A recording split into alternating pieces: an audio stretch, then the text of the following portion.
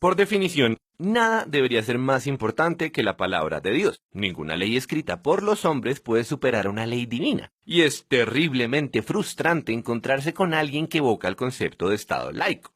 Visto así, ese concepto es una forma de justificar decisiones que van en contra de la voluntad de Dios. Y de paso, es una manera de descalificar a todo aquel que tenga fe.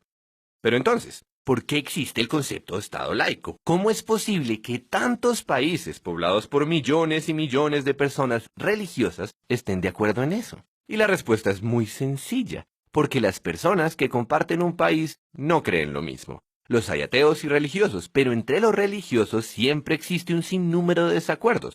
Unos hablan de la Biblia, otros del Corán, otros de la Torá y otros de extraterrestres. Unos son cristianos y otros católicos. Unos creen en el Viejo Testamento, otros solo en el Nuevo. Unos prefieren leer los textos sagrados de forma literal, otros como un relato alegórico. Y entre tanto, no se aparece ningún dios en televisión que le explique a la humanidad entera qué carajos es lo que él o ella quiso decir.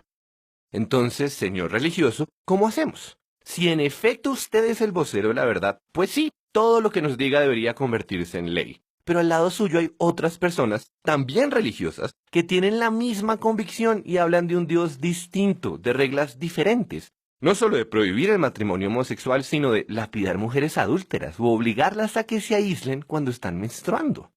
Dicho de otro modo, ¿cómo privilegiar las creencias de alguien religioso por encima de las creencias de otra persona que también es religiosa? Ambos dirían lo mismo, porque yo tengo razón, y él no, porque mi Dios o mi interpretación de lo que Dios dice sí es verdad. Pero todos suenan igual, y todos tienen la misma evidencia, un texto cuya interpretación varía dependiendo de las personas que lo leen. A lo largo de nuestra historia, la humanidad ha tenido que aprender con sangre que en el marco político la palabra de Dios hace más daño que bien. Hemos vivido siglos de guerras y persecuciones religiosas porque había mucha gente convencida en lo más profundo de su ser de que tenían la clave para la salvación de la humanidad.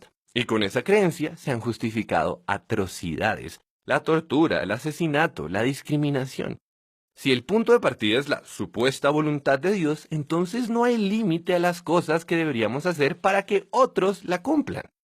A primera vista, uno pensaría que el concepto de Estado laico existe para proteger los intereses de las personas que no creen en Dios por encima de los intereses de las personas religiosas. Pero eso no es del todo cierto. El Estado laico también es un pacto entre las mismas personas religiosas para poder convivir los unos con los otros, más allá de sus diferencias. ¿Y en qué consiste ese pacto? En que las leyes las escribimos entre mortales y con argumentos que se puedan discutir. En lugar de citar autoridades o textos religiosos obligantes, buscamos principios que sean razonables para cualquier persona. Cada cual tiene el derecho y la libertad de creer lo que sea que quiera creer, pero al momento de escribir leyes no nos sirve de nada apelar a artículos de fe. Y fíjense en el resultado. Durante los siglos en los que ningún dios se ha tomado la molestia de resolver la disputa, el Estado laico nos ha permitido convivir como civilización. Pasamos de la Inquisición, las Cruzadas o la conquista de América a un Estado de derecho, con menos guerras y menos muertos. Entonces, amigo religioso, es verdad que mucha gente evoca el concepto de Estado laico de forma automática y con un cierto airecillo de superioridad. Pero recuerde, ese principio está ahí para protegernos a todos, incluyéndolo a usted.